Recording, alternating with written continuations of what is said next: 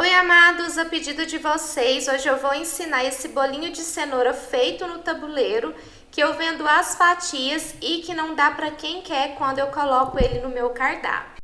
É um bolo muito fácil de fazer, que tem um custo baixo e a gente consegue vender essas fatias por um preço bem acessível.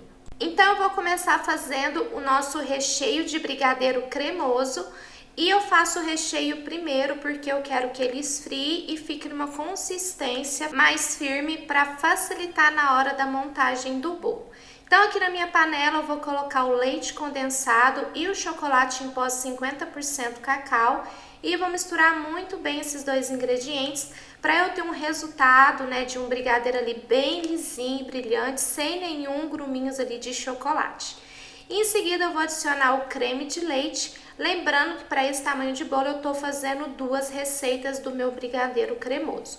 Misturo também muito bem o creme de leite com os 2 primeiros ingredientes e para finalizar eu vou adicionar o chocolate meio amargo. Estou usando o chocolate nobre da Melk e esse chocolate faz toda a diferença no nosso brigadeiro. Ele vai trazer cremosidade, brilho e muito sabor. E depois de ter misturado muito bem os ingredientes, agora eu vou cozinhar esse brigadeiro em fogo médio até chegar nessa consistência aqui. Quando a gente pega ele e ele cai em blocos ali da nossa espátula, então já está no ponto. Agora é só despejar em um refratário, cobrir com plástico em contato e deixar esse brigadeiro esfriando totalmente antes de montar o nosso bolinho de cenoura. Partindo então agora para a cobertura, eu vou fazer um ganache de chocolate meio amargo. Também estou utilizando chocolate nobre da Melk, chocolate meio amargo, e acrescentei também um creme de leite. Vou levando ao micro-ondas de 30 em 30 segundos para não queimar o meu chocolate, até derreter totalmente e ficar tudo bem misturado. Partindo então para nossa famosa massa do bolo de cenoura, que é uma massa que fica super fofinha e deliciosa, nada de bolo seco ou bolo embatumado. Essa massa é perfeita e já aprovada, pelos meus clientes das minhas alunas e seguidoras, e não tem erro. E o segredo dessa massa, gente, como eu sempre falo, é a quantidade exata ali da cenoura na massa, tá? Então, sempre que for fazer um bolo de cenoura, de preferência pesar a quantidade, porque a cenoura, ela vai determinar a umidade do seu bolo. Se for em excesso, vai deixar o bolo embatumado, e se faltar cenoura, a massa ela vai ficar seca. Isso acontece porque a cenoura tem mais de 90% de água em sua composição, e é por isso que a receita original do bolo de cenoura não vai água nem leite, porque a quantidade de cenoura já é o suficiente para trazer umidade aqui para nossa massa. E esse é o detalhe mais importante que a gente tem que se atentar na hora de fazer esse bolinho. Então, de resto, é muito simples, é só bater os ovos, o açúcar, o óleo e a cenoura no liquidificador por mais ou menos 2 minutinhos.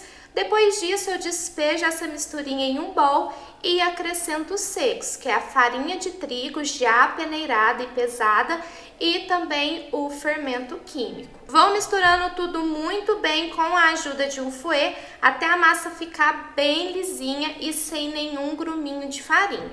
E aqui é muito importante misturar bem a massa, lembrando que só o suficiente para a massa ficar bem lisinha. Porque se a gente misturar demais essa massa, a farinha ela pode pesar no nosso bolo. E com a massa já pronta, eu vou despejar no meu tabuleiro 36 por 26 por 6 de altura, já untado e enfarinhado, e levar para assar a 180 graus por mais ou menos 35 minutinhos. E depois de ter assado e esfriado muito bem esse bolinho, eu vou partir a minha massa ao meio para a gente começar aqui a montagem desse bolinho. E olha só, gente, o resultado por dentro dessa massa. Fica uma massa super fofinha, como eu falei para vocês, e com uma cor laranja viva, maravilhosa. Para montar então o bolinho, eu vou usar a mesma forma que eu usei para assar minha massa. Vou forrar com plástico para alimentos, que é aqueles plásticos que a gente compra bobina, e coloco aqui a minha primeira camada de massa. E esse bolinho eu não rego ele porque eu não vendo ele gelado, é um bolo caseiro recheado com brigadeiro.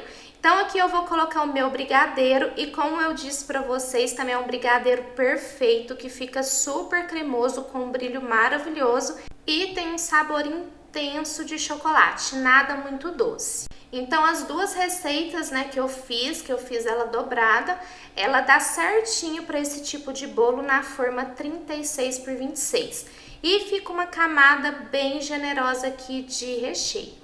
Então aqui eu coloquei todo o brigadeiro e venho alisando ele com a bundinha da colher e deixando ele o mais retinho possível, né, para ficar todas as fatias iguais e ficar bem bonito. Feito isso, alisado aqui o brigadeiro, eu venho com a minha segunda camada de massa e fecho ela. Não vou levar à geladeira, tá? Eu deixo em temperatura ambiente, só para ele firmar mais, até o momento de colocar a cobertura e cortar as fatias. Então aqui havia se passado mais ou menos umas 2, 3 horas que eu tinha montado o bolinho e deixado ele em temperatura ambiente. E agora eu vou colocar a minha cobertura, que foi o ganache meio amargo, e eu escolho essa cobertura para equilibrar no doce. A massa do bolo de cenoura ela é um pouco mais docinha, o brigadeiro ele não é tão doce, mas é mais doce do que o ganache, né? E aí eu coloco o ganache meio amargo para contrastar, porque ele já é bem mais amargo do que o brigadeiro e fica uma combinação perfeita. Além do sabor, ele tem um brilho maravilhoso, uma cremosidade também perfeita. Então eu gosto muito de trabalhar com ganache para cobertura.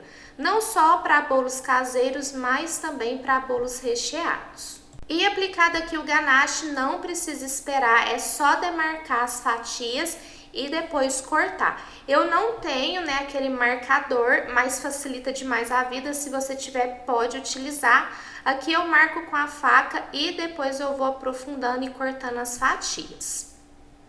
Esse bolinho, ele rende 12 fatias quadradas ou 24 fatias mais estreitinhas. Aqui nós vendemos a R$12 a fatia quadrada ou a R$6 essa fatia menor. A fatia menor tem uma saída mais fácil do que a fatia grande.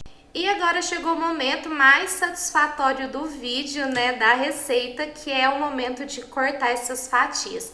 Gente, e não tem defeito, a massa fica maravilhosa, recheio, cobertura, visualmente também é uma fatia muito bonita e que chama muita atenção do cliente. As embalagens que nós utilizamos para vender essas fatias são as hamburgueras de isopor.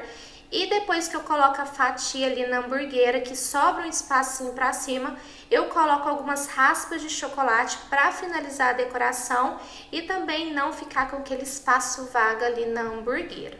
E esse foi o vídeo de hoje, a receita que vocês estavam tanto me pedindo. Eu espero muito ter ajudado vocês.